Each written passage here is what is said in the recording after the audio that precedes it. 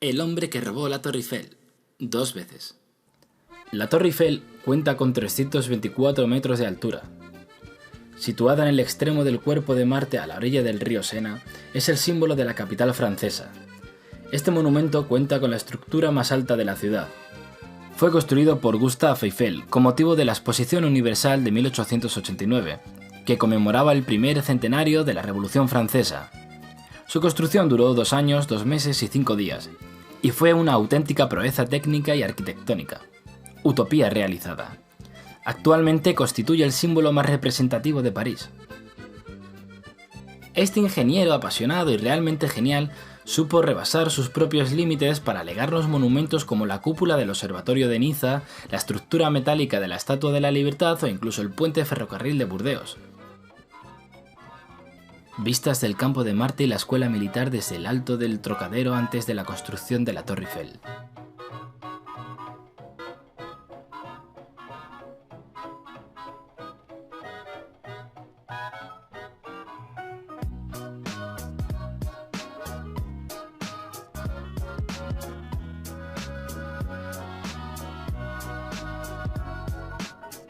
A finales del siglo XIX fue la demostración del ingenio francés personificado por Gustave Eiffel un punto culminante de la era industrial. Inmediatamente experimentó un éxito inmenso. Entre 107 proyectos, el elegido es el del empresario Gustave Eiffel.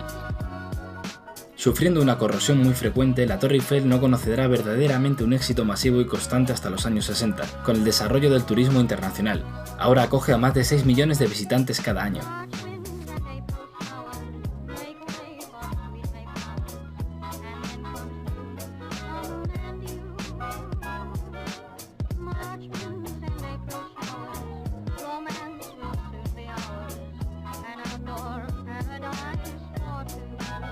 Durante la primera mitad del siglo XX era vista como una construcción fea e inútil. Había quedado allí porque nadie quería tomarse el trabajo de desmontarla y los turistas no estaban muy interesados en fotografiarse frente a ella. En 1925 la prensa local informó sobre el deterioro que sufrió la estructura y el alto coste que supondría su reparación. Y aquí es donde entra nuestro protagonista, Victor Lustig, un reconocido estafador que para sus 30 años era un delincuente buscado en casi toda Europa. Solía realizar viajes entre París y Nueva York, y una de sus estafas más conocidas fue la máquina de impresión de dinero. Lustig enseñaba a sus clientes su máquina, una pequeña caja en la que previamente había introducido 3 billetes auténticos de $100, y demostraba cómo era capaz de copiar un billete, aunque para ello se necesitaban 6 horas. El cliente, pensando que esto daría ganancias, compraba la máquina a un precio alto, normalmente más de $30.000. Durante las próximas 12 horas, la máquina producía en efecto otros 2 billetes de $100, pero después ya solo salía papel en blanco. En el momento en que los clientes se daban cuenta que habían sido estafados, Lustig ya estaba muy lejos. Por aquel entonces se encontraba en París en ese mismo año, y tras enterarse del problema de la torre, decidió aprovechar la situación. Ideó una gran estafa que se convertiría en las hazañas más famosas de la historia. Victor Lustig consiguió vender la Torre Eiffel 2 veces. El primer paso era engañar a una víctima.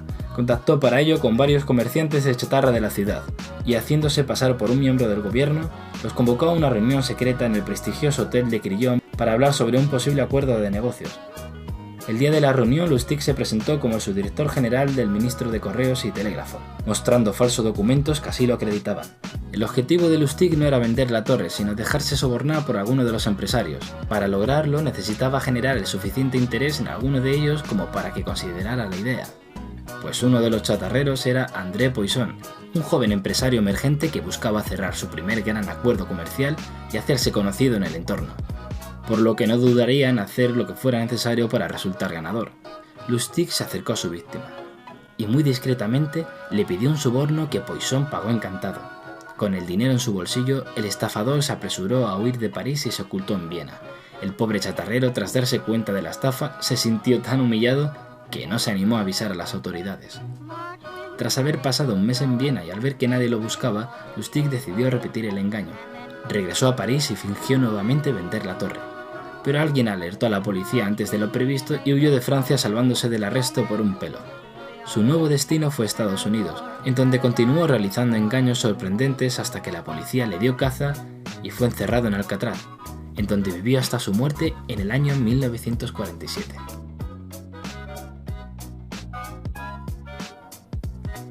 El hombre que robó la Torre Eiffel. Si te ha gustado, suscríbete, dale a like y comparte.